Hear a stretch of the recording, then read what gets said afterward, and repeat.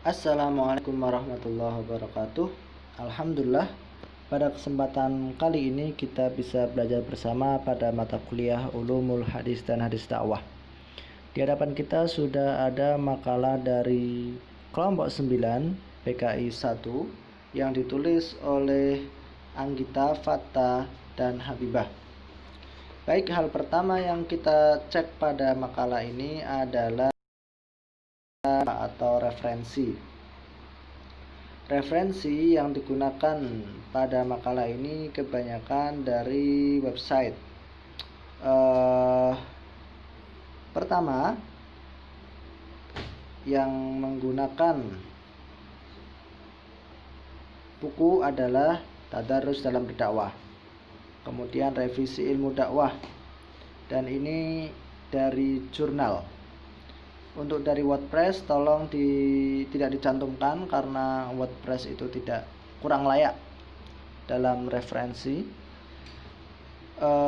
Usahakan atau ketika revisi nanti tambahkan daftar rujukan dari buku ataupun jurnal, paling tidak 7. Itu akan menambah kualitas dalam karya ilmiah. Jadi yang diperbanyak bukunya dan jurnalnya. Baik, kita ke halaman paling depan. Secara penulisan saya lihat sudah cukup rapi.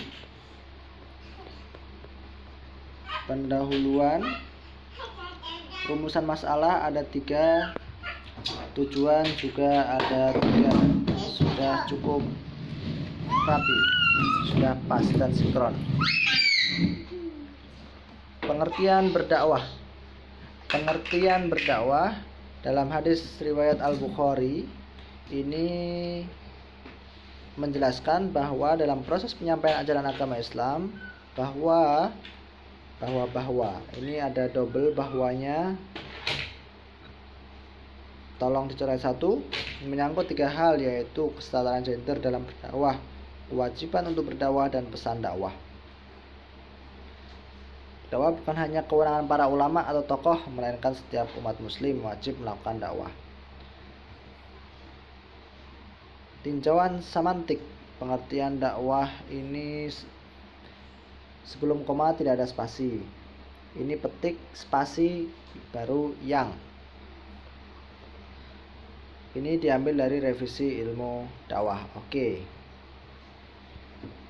Istilah dalam berdakwah: tabligh, tabsyir, indar, amar ma'ruf, nahi mungkar. Jenis-jenis dakwah: dakwah fardian, ammah, bil lisan, dakwah bil hal, bil tadwin, bil hikmah. Tahapan metode berdakwah. Baik, ini yang tadi depan-depan itu lebih cenderung ke ilmu dakwah ya. Maka saya langsung saja loncat ke tahapan metode berdakwah. Saya berharap bisa menemukan banyak hadis karena di sini mata kuliah kita adalah hadis-hadis dakwah. Tadarruj berasal dari kata tadarruj, 3 suku, ta, dal, waw. Jika pendekatan kebahasaan sebagaimana dikemukakan oleh para ahli yang berarti tadarruj memiliki 2 makna pokok: pergerakan, berjalan, berangsur, ataupun tahapan yang meningkat. Nah, ini tipe.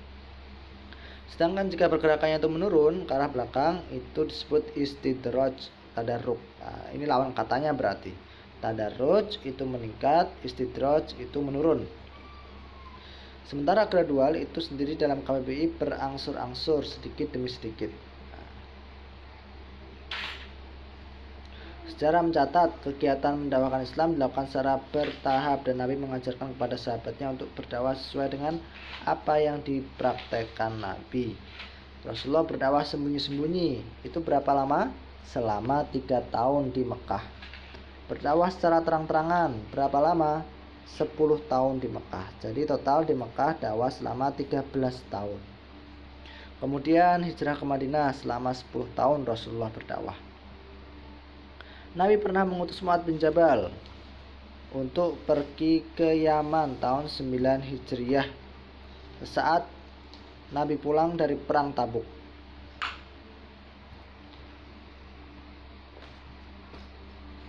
Dalam pesan tersebut sudah jelas Nabi pesan kepada Mu'ad dan Abu Musa al-Asy'ari untuk menempuh dakwah secara gradual atau bertahap.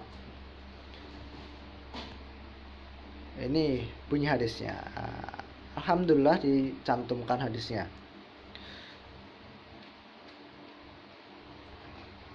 Sungguhnya engkau mendatangi satu kaum ahli kitab. Jadi di Yaman itu ada ahli kitab Yahudi dan Nasrani. Hendaklah pertama kali yang diperintahkan oleh Rasulullah SAW yaitu kalimat syahadat. Setelah itu, jika mereka telah mentaatimu, yaitu mengucapkan kalimat syahadat, maka sampaikanlah kepada mereka bahwa Allah Azza wa Jalla mewajibkan sholat 5 waktu sehari semalam. Jika sudah mentaati, jadi ada tahapan-tahapannya. Pertama syahadat. Kalau sudah taat, diajarkan sholat. Kalau sholat sudah mau mentaati, sampaikan kepada mereka bahwa Allah mewajibkan berzakat. Zakat wajib ini maksudnya, yaitu harta dari si kaya diberikan kepada fakir miskin. Jika sudah mentaati kembali, maka jauhkanlah diri kalian, jangan mengambil dari harta terbaik yang mereka punya, yaitu larangan untuk mencuri. Seperti itu. Jadi tujuan dari tema graduasi dalam dakwah ini adalah kita memahami bahwa dalam dakwah Rasulullah itu ada tahapan-tahapannya. Ketika ada seorang yang mu'alaf baru masuk Islam, jangan langsung ujuk-ujuk dikasih puasa Ramadan sebulan langsung ini, langsung harus ini, ada had, pidana, potong tangan dan seterusnya, malah pusing nanti. Jadi ada tahapan-tahapannya, bertahap dulu. Pertama syahadat dulu, setelah bisa syahadat, sholat dulu. Kalau sholat sudah mulai, bisa diajari yang lain, misalnya zakat fitrah paling ringan, kemudian nanti zakat mal, baru nanti setelah itu haji dan seterusnya. Jadi ada tahapan-tahapannya.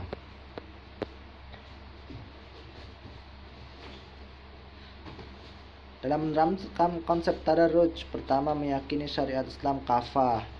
Contoh tadarruj yang salah menegakkan syariat Islam sendiri dan meninggalkan syariat itu sendiri padahal mampu melaksanakannya.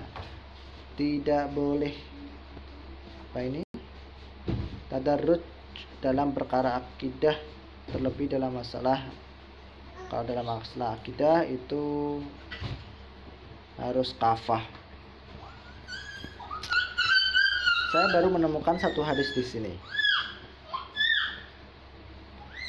13-14.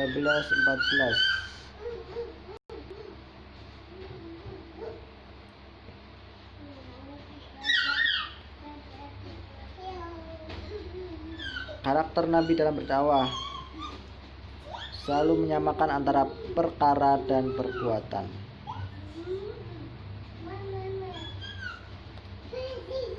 Kemudian Nabi tidak menyampaikan apa yang beliau tidak ketahui. Kalau tidak tahu, Rasulullah jujur.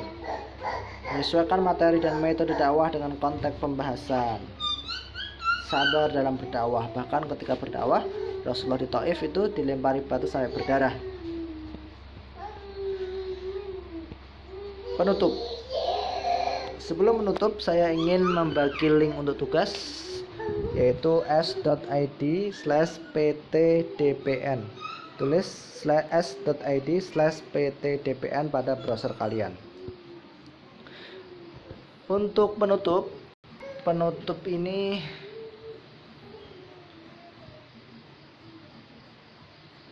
ada 3 paragraf ya. Penutup ada 3 paragraf. Kita cek pada rumusan masalah tadi, apakah kesimpulan tersebut menjawab dari rumusan masalah. Apa pengertian dakwah? Oke, terjawab. Bagaimana tahapan metode dakwah tadarruj? Bagaimana karakter? Dalam metode dakwah menggunakan konsep tadarruj. Oke, berarti ini kesimpulan sudah sesuai dengan rumusan masalah. Jadi dari makalah ini ada beberapa poin penting. Pertama, referensi masih banyak mengambil dari website. Tolong tambahkan referensi dari buku dan jurnal. Banyak sekali jurnal gratis, kalian tinggal lihat di Google Scholar, itu cari saja jurnal berkenaan dengan graduasi dalam dakwah. Begitu pula dengan di buku-buku di Google Book, kalian bisa lihat secara gratis. Jadi paling tidak untuk jurnal dan buku itu minimal 7 referensi.